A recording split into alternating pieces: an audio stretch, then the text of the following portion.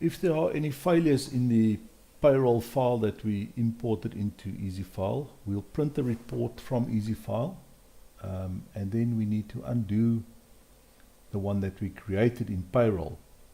And to do that, we go to System on top, and then undo end Feb IRP5s, and yes, and OK, and OK. And then we just need to fix those items line by line. So we'll go to Employees, and let's say the address was wrong. Select the person's name, edit General Info, and fix whatever needs to be fixed. Once we've done that, we need to recreate the file. So we'll go back to Batch Jobs, and we don't need to run through the whole process. We'll start with IRP5 IT3 certificates, and then the green button, End Feb Generate for 2019, and OK, and yes, and OK.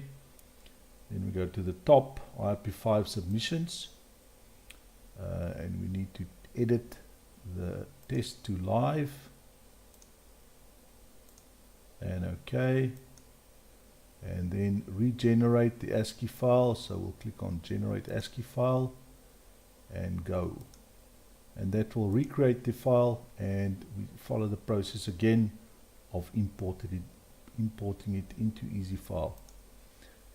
Once the submission has been done successfully, remember to go back to tax set and load your 2020 tables, tax tables. It should say in red, tax year 2020 tables loaded, so that you can continue with your normal processing.